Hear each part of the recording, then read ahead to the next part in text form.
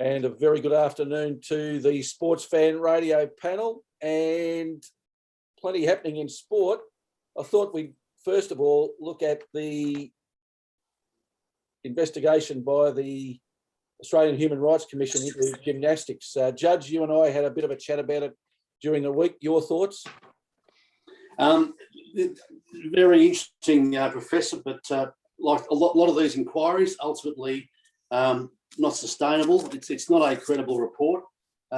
Interesting it was done by the Human Rights Commission, Professor, and not our friends at Sport Integrity Australia, although I see they're trying to get on board, sort of like a latter day Me Too movement.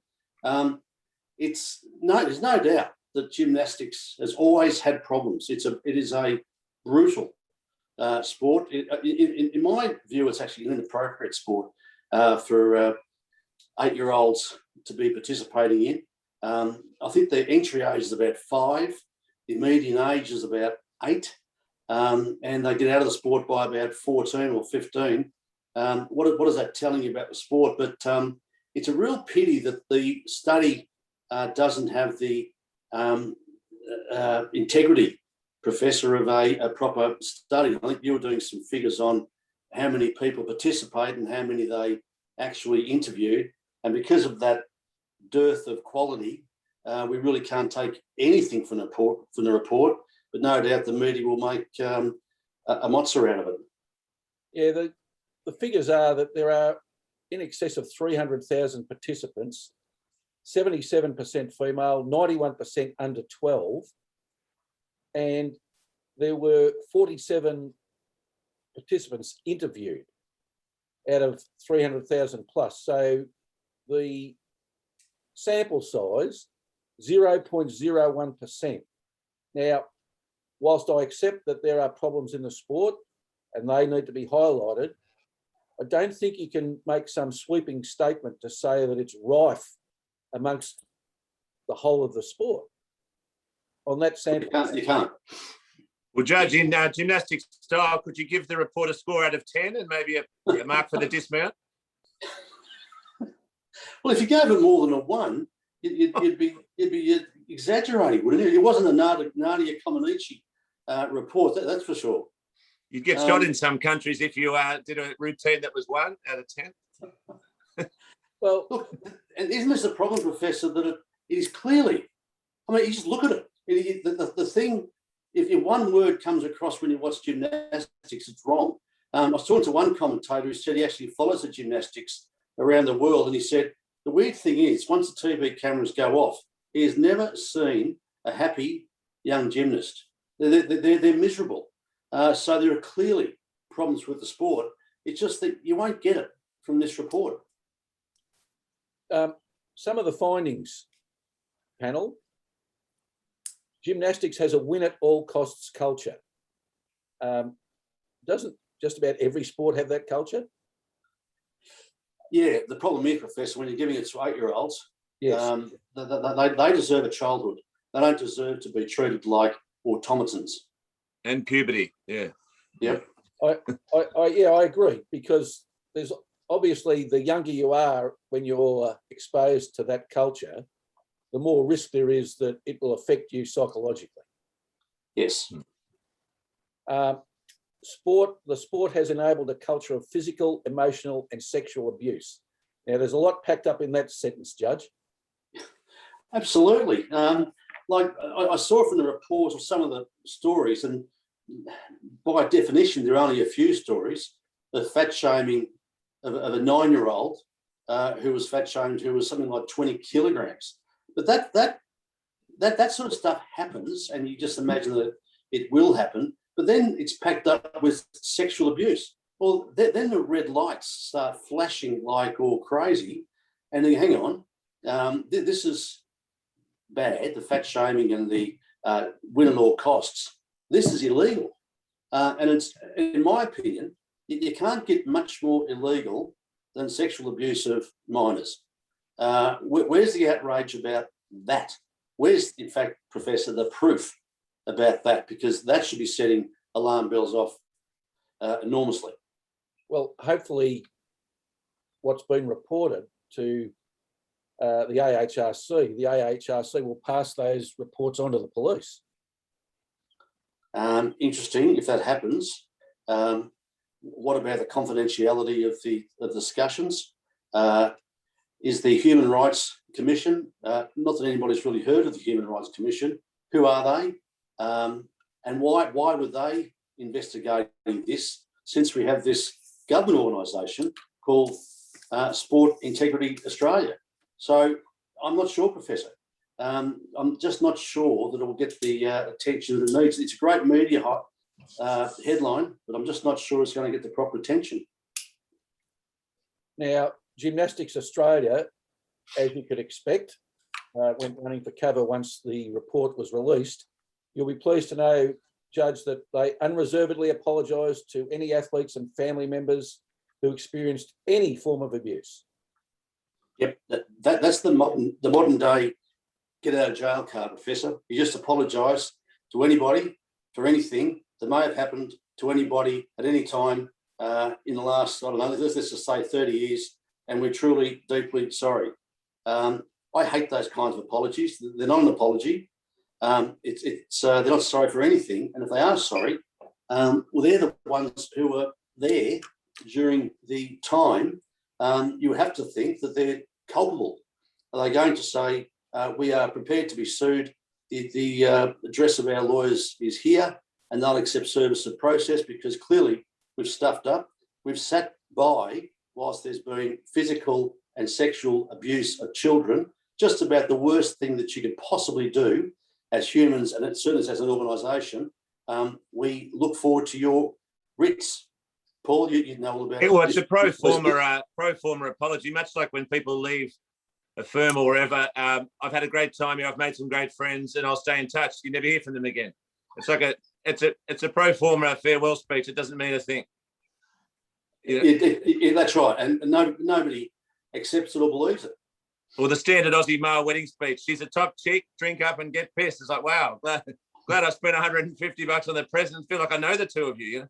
It just doesn't mean anything these days. You want some, but maybe it's because of that risk of lawsuits that people aren't speaking their mind, and that would have been written probably by their legal representative to say something without saying anything at all, and to avoid lawsuits, because it's such a litigious community. And that's why it's so refreshing when you see someone actually make a genuine apology with tears, much like after the sandpaper gate. You know, you saw, I thought it was genuine apologies there, but then you don't want to expose yourself to legal action. So given the nature of what's in that report, it may be why we got the pro forma apology, I presume. You'll be pleased to know, Judge, that apart from the apology, Gymnastics Australia said that they've done important work in recent years, but more needs to be done. Compare that to the findings of the AHRC that found that complaints of abuse were not adequately addressed by the sports governing body. It would appear that they've got a lot to learn. Look, they have, Professor, and this is something that if the Sports Integrity Australia means anything, I don't think they mean anything, by the way. This is the sort of thing, given that they're a new body, they're looking for work, that they could actually get on board and do something about. I see that the Sport Integrity Australia said extraordinarily, Mr. Sharp, the head of the organisation, said the rollout of the integrity framework began in March and would take some time because sports would have to amend their constitutions and policies. In the interim, athletes can come to us, he said. Some have, with certain things. We're finding ways forward. I'm not sure if I've ever heard the greatest lot of CRAP in my life. Seriously, some people have come forward and we're finding ways forward. What the hell does that mean? That's the sort of nonsense that we get now that passes off as intelligent commentary, and it's just not politics. All politics, yeah. Well, that's what it is, Paul. It's a political comment to what I think is a fairly serious problem. Did he formerly work for our Prime Minister, perhaps? Sorry. It just didn't say anything either. I think, gentlemen, it's a watch this space as far as sports integrity as a whole is concerned, John, and to keep an eye on what the RC does with all of these findings and what the sport itself does with the findings, because there's a fair bit to unpack. I will say on a personal level, my 9-year-old, when I was getting ready for the show, said she wanted to do gymnastics. So I said, here's a tennis racket instead. I think she might already be taller than most Olympians. So I think we'll steer her towards some other sports. Fair enough. All right. Now, in your wheelhouse, Mr. Dalligan, while we've got the spotlight on you, Ricky Stuart and his comments about netball, was that one of the biggest storms in a teacup you've ever seen?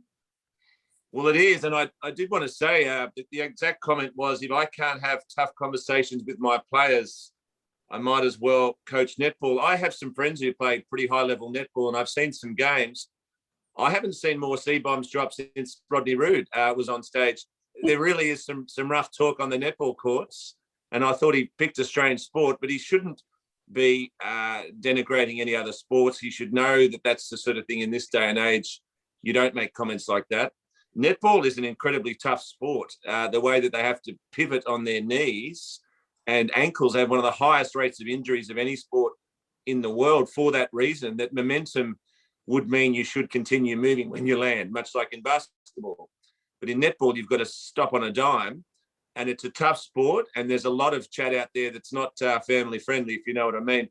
I think the overreaction has been over the top as well, but it's very similar, I think, to what will happen with the what's happening with the referees, as we can discuss. Are we becoming too politically correct, Judge? Oh, I think we're becoming too precious, Professor. I like one of the comments from one of the senior players. We deserve more respect. We sacrifice a lot to be out there. No one deserves respect. You earn respect. I mean, I just say openly, I respect nurses and doctors and people who work in industries where you're the front line and you can be injured as much as help be injured. I don't necessarily respect somebody who goes to the gym 7 days a week and pumps out a lot of iron or plays their sport on a Saturday afternoon like millions of Australians do.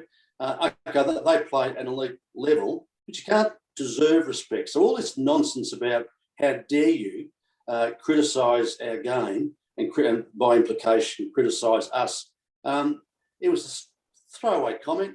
It may be that he just doesn't respect the game. Well, that's his prerogative not to respect the game or the players. You can't be criticised if that's his personal opinion. It's sort of like saying you cannot criticise our game and our players. And I just draw the line with that. I think that's nonsense. Well, usually when Ricky Stuart fires the mouth off, it's a $10,000 fine, because he normally takes down the referees in his spray. But he's got the cost of the media exposure, and he pretty much tried to defend himself by saying any publicity is good publicity. I don't think Netball Australia or the netballers or the people in this country think that way, but the reaction's a different thing entirely. Paul, I've seen Ricky Stuart a few times. He sort of makes a career out of outraging somebody every week, doesn't he? That's the sort of the way he is. He just shoots from the hip. He's no Shakespeare, and this is the sort of thing he just does. And he's very, very passionate. He just doesn't probably have one of the world's best filters, and he just lets it out there, and whatever he's feeling, it normally can be quite expensive when he lines up the referees, and they're in the news now because there was a crackdown on contact with the head. Now, there's been a message from head office to crack down on it, but there's a very good tweet online from Martin Lang. I didn't think I'd ever be quoting Martin Lang, but he said, just because your wife sends you out for milk, you don't have to come home with a cow. And I thought that was brilliant, because the way that they've reacted to this directive from above is they've pretty much said half the players in the field off in the Manly and Brisbane game. It was unbelievable. It was like almost 7-a-side at one stage. So yes, everyone's interested in contact with the head, but there are a lot of respected rugby league people saying this game is not what it was, because they've gone absolutely nuts on enforcing this contact with the head rule. Everyone even going anywhere near the melon is just off the field. So it really, really was just a very strange match to watch. Manly won 50-6. Schooner will be happy, Professor. Tom Trebojevic continue his amazing form, but it is rules gone mad the way they're being enforced, because you're going to end up with just ridicules of games. Paul, we talk about Peter V'landys as the second coming of Jesus. This is his being. This is his creation. I thought he might have changed it mid-match. He might have done the cold Kerry Packer and got on the phone and rung the referees at halftime on Friday night. But it's proceeded to continue this round, and with a couple more matches today, we might get 20 players simping this round. Well, it only came in for the second match on the first night of Magic, so it's almost like you jaywalk and it's fine, and then you do it again, and there's 20 cars there. The public order response. It's like, I just did it before. So it's astounding that it came in midway through this Magic round, which is proving anything but Magic so far.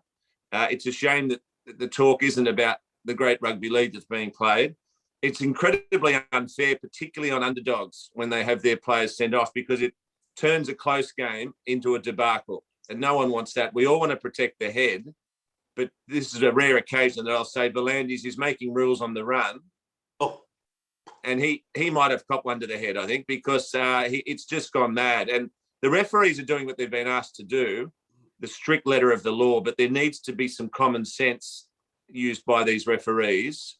And I think they might have had an overnight directive to say, boys, just before you point to the sheds, just have a think about whether it really is warranted.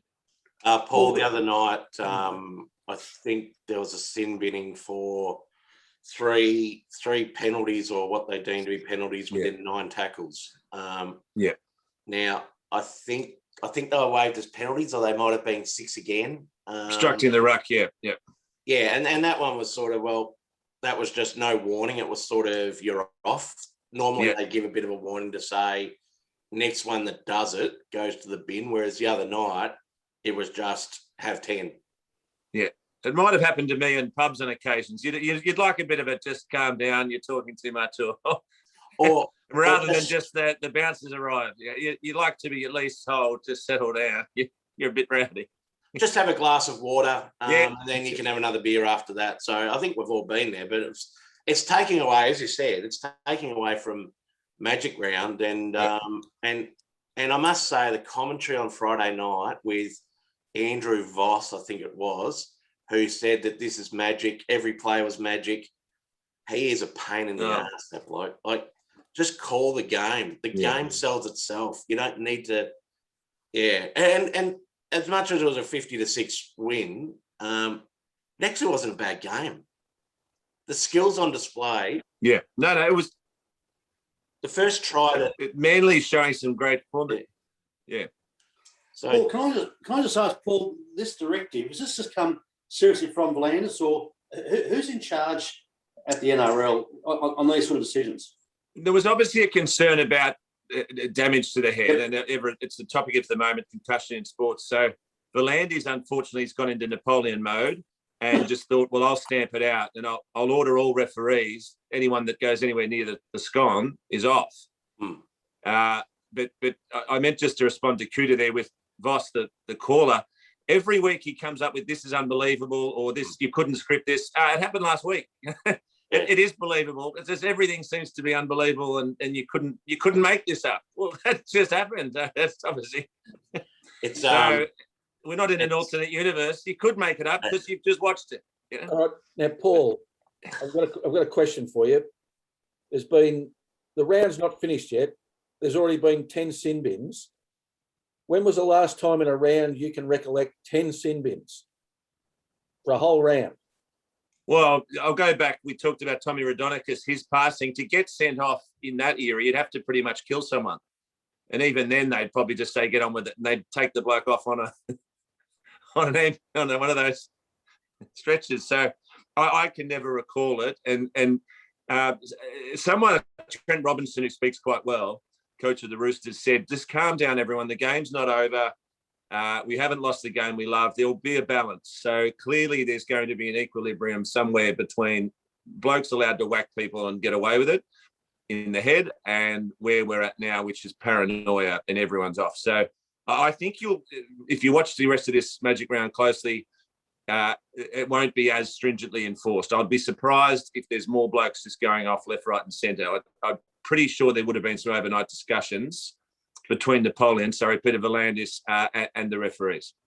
Paul, you've mentioned Magic Round, and so have you, Coutta. The round has all games being played at Suncorp Stadium in Brisbane. I'm just wonder why it's called Magic Round because you do that. Is that because they couldn't think of a better name for it? Well, they're all there, and it is the best rugby league ground in the country. And it is just great to have them all there in the one city and just back to back. It's a smorgasbord of rugby league, is how I describe it, but that wouldn't go as well. Well, why couldn't we have the smorgasbord round? Smorgasbord schedule. Yes. And because the thing is, you can sit there, but the irony is actually not great in terms of the crowds because there's people there for everyone. It's like the United Nations in the for the Olympics crowds. There's people going for everyone, so you actually don't have what you'd normally have as half the crowd, or at least half the crowd going for each team. So I think it's a good concept just for something different. It's certainly some great football on show and have them all there together, and it's obviously a level playing field because they're all on the same field. Except for the Broncos, who were at home and got absolutely smashed. Pounded, yeah. So that didn't help them. No magic there for them. More sort of a horror show for the Broncos. But they're Manly for your schooner into the top 8. Tom Trbojevic pushing James Tedesco for the number 1 spot at State of Origin that we'll be watching in a couple of weeks at the MCG. I've never seen a better quality crop of New South Wales fullbacks. James Tedesco, Tom Trbojevic, Latrell Mitchell, Clint Gutherson at the Eels is having a fine season. It's amazing the stocks. You've missed what one. We're going to fall into. We're going to fall into the usual trap at New South Wales of playing players out of position. You missed one, Paul. You missed one What's that? fullback. You missed a fullback there. You actually missed. I was about to get to Pappenhausen at the Storm is playing a decent season as well. All 4, and Latrell Mitchell will win the Dally M. Not win, possibly not now with the suspension. Yeah. Would have. So you've got 4 players who could be a walk-up start at number 1. But unfortunately, they all play the same position. So what we'll do is our usual trap, and I'm wearing blue, is play them out of position, and that can often work against us. Well, last year, the centres for the New South Wales were found out. In defence. Yep. Not playing specialist centres who defend on both sides of the ground. So it'll be interesting who he does pick. Obviously, Zach Lomax, who could have played in the centres for the New South Wales, is out injured.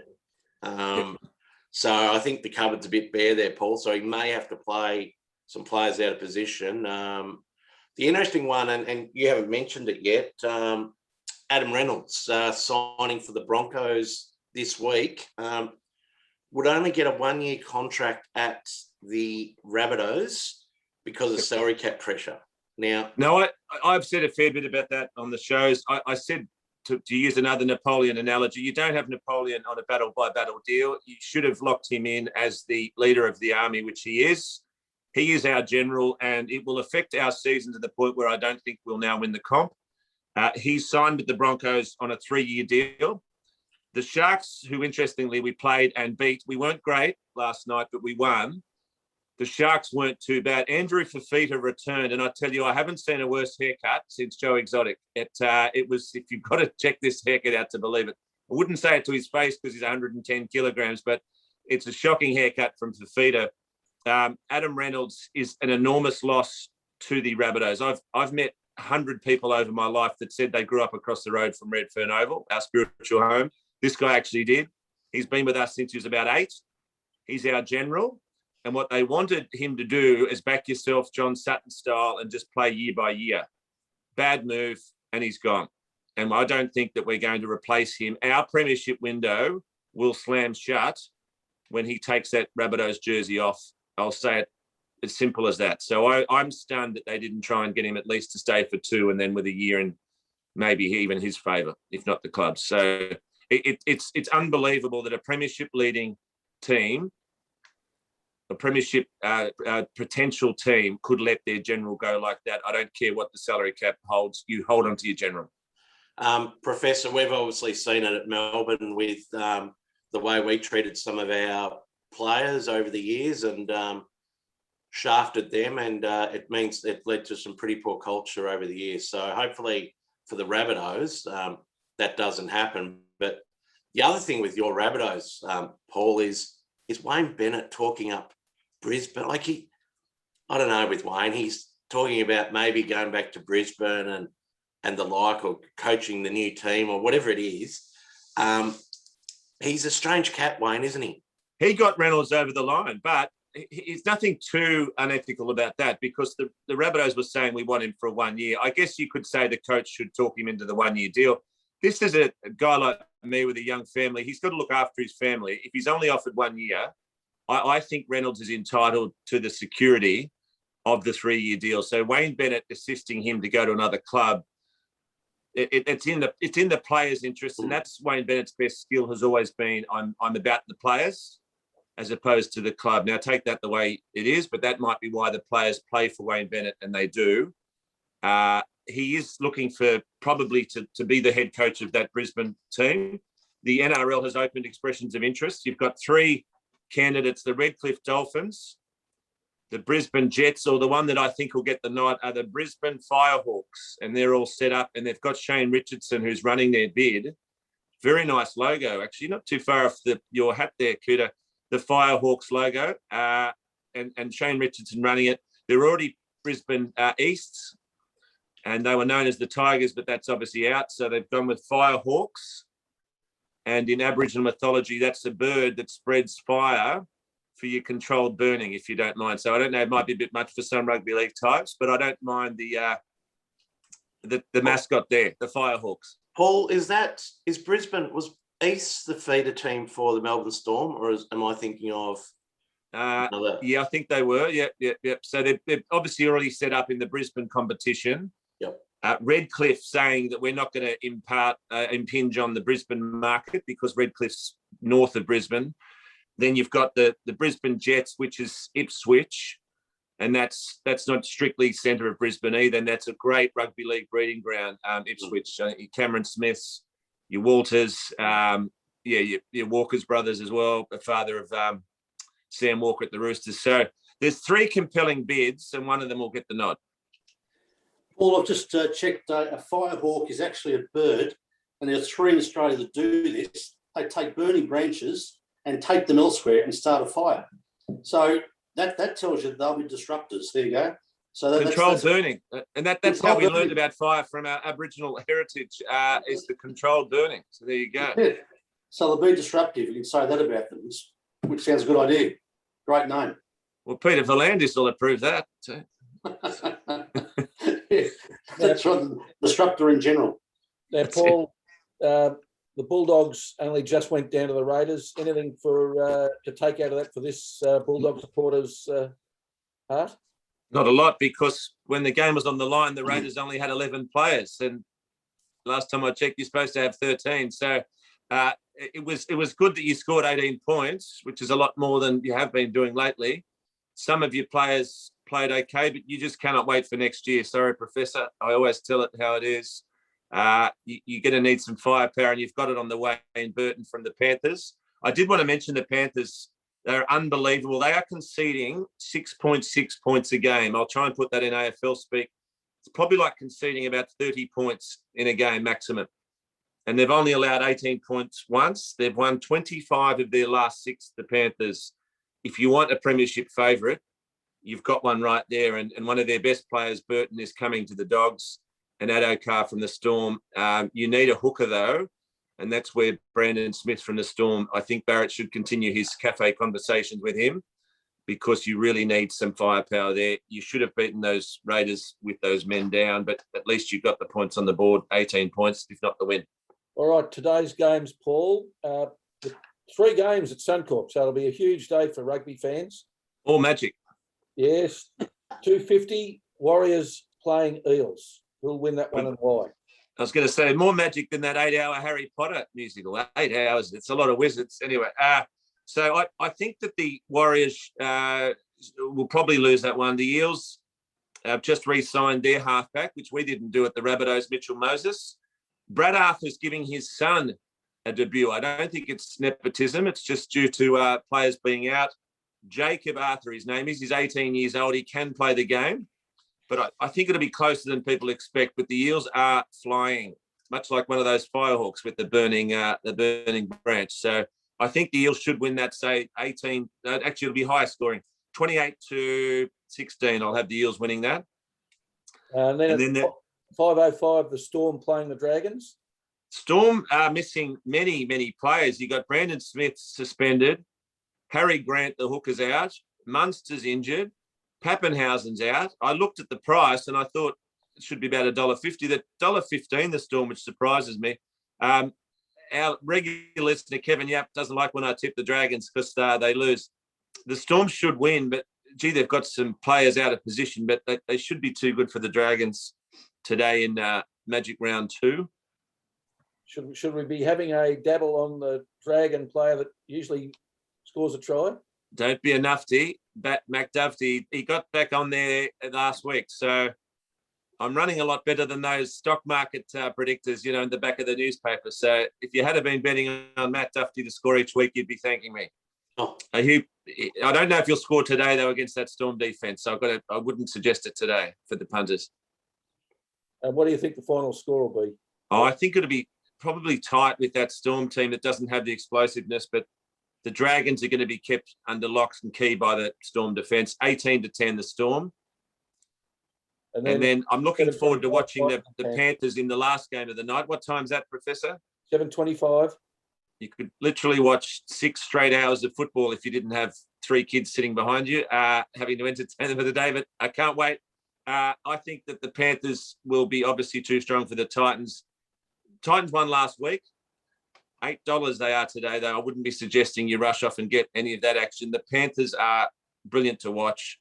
They should do that pretty easy. 26-10, I'm thinking the Panthers should win that. But the game I'm looking most forward to is the Eels. That's going to be a great game with Brad Arthur's son. He was pretty emotional when he gave his son the cap, as you can imagine, and it's great to see father-son in any sport. Unless you're Chris Grant at the Dogs, he's not too happy at the moment about his son. Riley West, Scott West. Scott West, sorry. Yeah, not happy. Not happy at all. That father-son hasn't gone too well. But let's hope for the Eels and Brad Arthur and the Arthur family. That Jacob with a K, Jacob Arthur at 18. He's playing against the Warriors. It's well known in rugby league that when you play the Warriors, you have the next 2 days off training because they're that big. So let's hope that Brad Arthur's son doesn't get lined up too early, but I'm sure there'll be a target on his head. All right. Not literally these days, sorry. Just while you're on that, Paul, with 10 sin bins so far, how many sin bins or send-offs in the last 3 games of Magic Round? Ooh. That could be a sports bet market, I think. Yeah. Yes. You got 3 games. I'll go with probably 1 send-off out of the 3. I just don't think that they'll be firing squad mentality today, the refs. There would have been just a calm down directive last night. They would have said, we're just doing what you told us to, Peter. Peter will say, well, my game's becoming a bit of a laughing stock, so just put the firing squad away. All right. 1 send-off, 3 games, Professor. I don't know who it'll be. I'd have one of those crazy Warrior players in line for it. Those crazy Warrior players. All right. And I've just received a text from Schooner. He must be watching the show, Paul. Manly in the top 8, so he's ecstatic about that. Their chances of staying in the top 8, though. Well, they're playing well. And Cherry Evans, again, we talk about generals every week. The general's playing well. He's got the best attacker, I think, in the game at the moment, Trebojevic. No reason, and Hasler's a great coach. No reason they can't stay in the 8. Excellent, Paul, as always. Coutta, during the week, the AFL announced changes to the AFLW season. It's being moved, so it won't now clash with the AFL. Good thing, bad thing? Well, it means that AFL's, if it wasn't already, it's now 365-day business. And Professor, it's gone from, I think, 9 rounds. It's now 10 rounds. So what we've done is we've moved it to start in December, and we're finishing it in, I think, mid-March. So again, it's got its own airspace and everything like that. But it's still only 10 rounds, and we've got 14 teams. So I thought there was an opportunity maybe to have some more rounds. But we'll talk about it. Obviously, in 2023, we've got all AFL clubs will have a women's team. So maybe this is the precursor to 2023. With Hawthorn, Essendon, I was going to say Port Adelaide, and there's another club I've missed. So who? Sydney. Yeah. So be interesting to see. But is it a good thing? I think for the girls, the stats, and I think there was something put this week on Twitter around the crowds, around participation, spectators, viewership. And the boxes it's ticking is it's huge, and it'll continue just to grow. So having it on its own or having it standalone is good. And I don't think it's competing with cricket. I don't think it's competing. It's competing. AFL's competing against AFLW, but if it's put into summer, it's competing against, well, the AFL, the A-League's still going. I didn't know that. The NBL's still going. Didn't know that. So all of a sudden, AFLW gets its opportunity, and I think it'll just grow into an absolute beast. So yeah, it's a good thing. I suggested a while back it should stand alone. I mean, it's got to have its own window as opposed to competing against. It is AFL at the end of the day, so it's crazy to have it competing with our interest against the men's game. It should be on its own and just looked at in isolation, and it'll then be able to stand on its own 2 feet. Yeah, and Paul, I think we've talked about. I think there was thoughts about having it as curtain raisers and that sort of thing. Again, that's sort of not degrading it, but it's not really giving it the respect that it deserves to be attached to the men. So playing it over summer, the grounds will be bloody hard. And we know that the girls have got a lot of issues with ACL injuries over since the inception, but also concussion. If the grounds are rock hard, which Australia in summertime's quite warm, hopefully you don't see more injuries from that regard. I mean, the A-League took that concept where they didn't want to compete against the football codes, and I don't know if it helped them out, but it's a different concept because this AFLW does cut into the support for AFL as being sort of a bridesmaid, excuse the pun. So I don't know whether it worked for the A-League not taking on rugby league and AFL. They're obviously doing that now, and it'd be interesting to see whether that's the A-League. I don't think it's going great guns. Well, it's receiving minimal you actually have to watch TV to see it. Like, you don't hear about it in any of the mainstream. So whether that's a struggling competition and the addition of new teams, I don't think really helped the competition either. So AFLW, we know it will grow. Participation is increasing. The AFL does, and Professor, you know this, the AFL does, when they start talking about increase in participation, they actually include all of it rather than separating and say, well, the men's game is staying level or it's decreased. The growth in it has all come from the women. So the AFL can see where it's going. They just need to treat it properly. Peter, can I suggest that it's an odd concept that the AFLW seems to be in competition with the AFL. And I would have thought that the real future is going to be where the two leagues work together, because I think summer's a terrible time to be playing AFL. Having played the game, as no doubt we all did, you remember that training usually started about January. It's as hot as 80s. If you're going to start back in December, they'll be training back November, probably October, November, December. And I just think it's all out of whack, that kind of timing.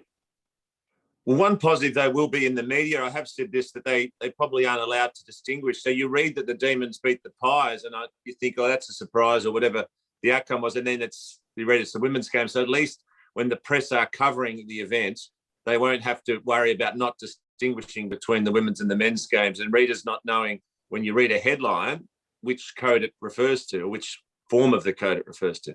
Except, Paul, I actually think that the women's game is getting its own dynamic going. There's a lot of people coming into the game that just weren't interested before, and not just women, but men as well, but certainly women are watching it as a whole new product. and it's a different product. And I just get the feeling, we talk to Sarah about this every week, that it's actually starting to build its own momentum and dynamic. So I don't think the AFLW is scared about having to be a different entity. I think it sort of stands up in its own right now. Well, I think the other thing is that the footy clubs are actually, because obviously it's AFL clubs are also going to have the AFLW teams, is the sharing of resources. So the ability to, and we've talked about coaches and that. So like Ryan Ferguson's coaching was a line coach at Richmond, and now he's coaching the AFLW team. You saw a friend of the show, Mitch Denier, has coached Melbourne from their start and was very appointed for a couple more seasons as well. Now, Mick, we talked about, was previously involved with the men's team, but due to the soft cap reduction, he's no longer involved with the AFL. So does it mean that clubs are going to be super stretched because of that? Not really having that crossover, if that makes sense. Pre-season training, everything like that. So for me, I think, John, anything that can, and I'd like to know, I actually don't know the answer to this. So I assume the clubs were consulted about it. I assume the players were consulted, because at the end of the day, these are girls that aren't professional, aren't being paid what they probably should be paid. And for them, so that the leagues are starting at scratch and then gradually building up to a stage where it hopefully will be professional one day. Can also suggest that I agree with that, but the vast majority of the women who are going to be playing are going to be playing in minor leagues, suburban leagues, country leagues, and that's where I think the real revolution is actually happening. Sure, it's fantastic that they can see the semi-professional women playing at the AFLW level, but in reality, most are going to be playing at minor leagues. There'll be thousands, whereas there's only hundreds in the AFLW. Those thousands, I think, would appreciate playing in weather conditions and ground conditions more akin to what the men play in. The men have been doing for 150 years. There's a good reason for that. It suits to be played in autumn, winter and spring rather than a harsh summer. John, just while you're on that, there's been no announcement about what will happen to all the other women's competitions, and you make that point. But Coutta, there's the VFLW. Are they going to shift seasons? I wouldn't have thought so. No, I wouldn't have thought so, because that's being played at the moment, and that's pretty well publicised. The VFLW. If you ever want to have a look at a bad website, VFLW and VFLW. Honestly, it is impossible to try and find stuff. Type in VFL and AFL comes up first. It's not right. But anyway, VFLW is being played at the moment.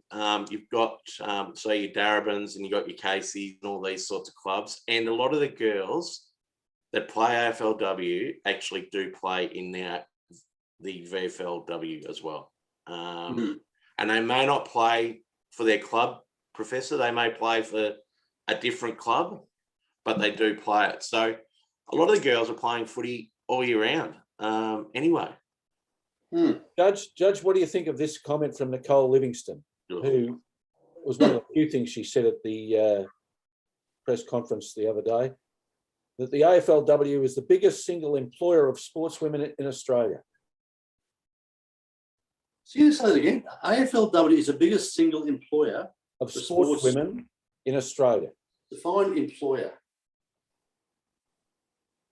It's very good, isn't it? Now, given that they don't make a living wage.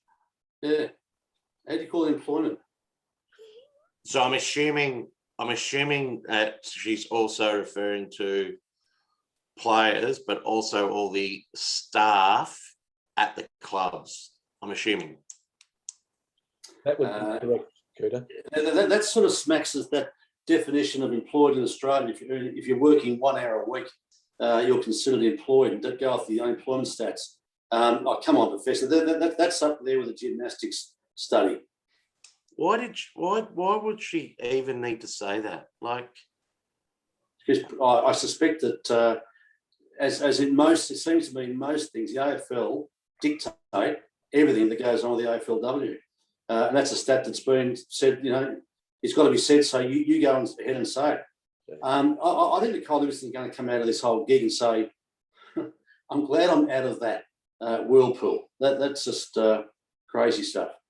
one thing, Professor, I will say is we're talking AFLW at the moment, is Daisy Pearce's star continues to shine. Both on field, she's been a general for the footy club and a wonderful ambassador. But her commentary and special comments, unfortunately, it doesn't get the recognition it deserves because Brian and James Brayshaw tend to ignore what she says.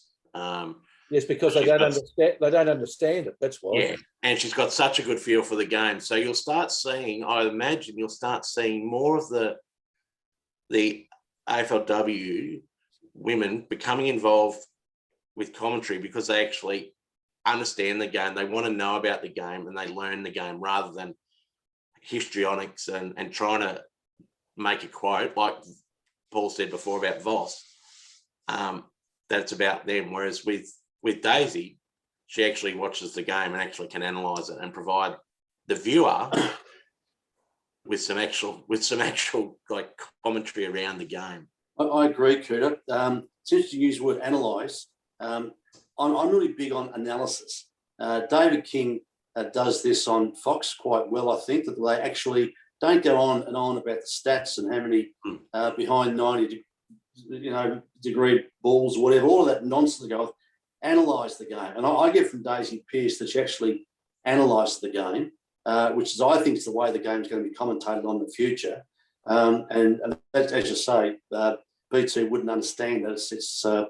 He's far too simplistic to get into the real analysis of what's going on in the game, which is what I think people want to hear. I wanted to finalise today's show with looking at expansion in the AFLW. As you pointed out, Coutta, there's already four teams that still have to come into the competition. And what I'd be saying is hasten slowly. If we look at, there's been 6 teams added since 2019. Geelong, North Melbourne in 2019, Gold Coast, Richmond, St Kilda and West Coast last year. Let's look at their finishing positions on this year's ladder. North, 6th. They made the finals, all right? They're the outlier. They did recruit a hell of a lot from Collingwood. So, they were very aggressive. So Richmond finished 10th, St Kilda 11th, West Coast 12th, Geelong 13th, Gold Coast 14th. So of the 6 teams admitted since 2019, 5 of them filled the last 5 places on the ladder, and there's a reason for that, because they don't have the cattle, in inverted commas, on the park to get the results. And Professor, it was announced as well this week that they will be receiving priority picks, those 5 teams. There will be some in the first round and then some in the second round, but they will receive priority picks. So what does that indicate in 2023 when we go to 18 teams, the dilution of talent? And when I say talent, I mean experienced older heads that have been in the system, that have played at clubs. I don't think there'll be enough of those particular players that can actually integrate or assimilate with those younger players coming into a footy club for the first time and actually helping them. So, and we use Melbourne as the example, but we're lucky that we've got Daisy Pearce and we've got Karen Paxman and Lauren Pearce, the ruckman, who have played a lot of footy over the years. But where's the attraction? Like, they'll get some marquee players. They'll get 2 marquee players. That Richmond have got marquee players and Katie Brennan and Sabrina Fredericks, sorry. And you just can't have 2 players as marquees. Well, against that principle of dilution, can I just argue this? The market is a fairly immature market. and it's only been going for what, five or 6 years.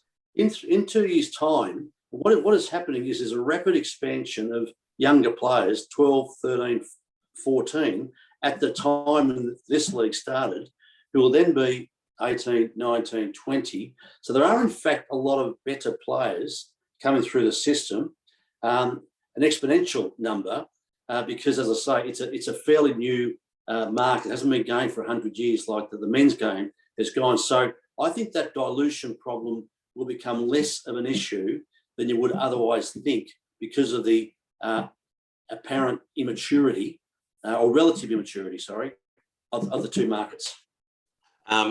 So totally understand that and agree with you that, but you can't have 18-year-olds running around in the footy club. Yeah. And I think that could be a concern going forward. Yep. You look at the number one draft pick this year, Ellie McKenzie at Richmond, and she was an absolute jet, but was allowed to sort of find her legs. So, yeah, I think I agree with you that the drafting and that's all working well. Melbourne got a couple of really good young girls that played this season. But you want them to be able to come into the system and work their way into it rather than from day one have all these under 18s or 18-year-olds, playing against mature bodies and getting bashed up. I do agree. It seems like a mad rush, Professor, and as you say, hasten slowly. But in 10 years' time, these discussions will be moot because the women's game, I think, will be flying by then. Let me ask you both this question to finish on the AFLW. Why is it that the AFL can't tell us now what the plan is for those 4 teams as at now? Because we're only talking about 2 years ahead. If we go back to the introduction of Greater Western Sydney and the Gold Coast Suns, there was a long-term plan put in place for both of those teams about how they would come into the league and how they would draft and they would play in other competitions first, all of that. And there were years given to when those things would happen. All the AFL can tell us about the 4 teams coming in, well, it will be sometime between now and 2023. Now, how is that good enough, really? What sort of plan do they have? They don't have one. I suspect that Jeff Kennett rang Gill one day and screamed at him and said, I want a Hawthorn team in the league in the next 2 years. So go and do a press conference and tell them all about it. And while we're there, we may as well chuck the other 4 clubs in and it makes a good splash. It'll all be forgotten because the men's competition is going well at the moment. And it'd be as simple as that, I suspect, Professor. It wouldn't be any more complicated than that. What do you reckon, Coutta? Is that a good impersonation of Jeff Kennett? It was actually, well, of course, he's hit the newspapers this week as well, Jeff, by saying that Hawthorn not getting a licence is discrimination. So, yeah, we obviously know that Hawthorn probably do need to have the women's footy to get funding for their Dingley expansion at the Din Sand Nursery. But I hope that it's done properly this time. We want to see the game grow. There's the appetite for the game to grow. And AFL clubs want it. They realise that 50% of their membership base is female. And it's not for everyone. Let's be honest, the game is not for everyone. But there is a market for it. And let's do it properly. Let's make sure it's done properly so you don't bastardise the competition and you don't set the game back years by not doing it, not doing the justice it deserves. Like, we're still talking today about Gold Coast and GWS and what they actually add to the competition. Last night you saw GWS just get done with a lot of injuries, so they're okay, but Gold Coast Suns are still a basket case.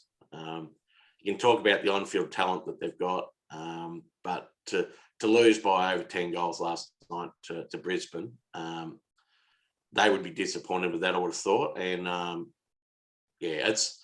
Which raises the issue of their women's teams, Coutta.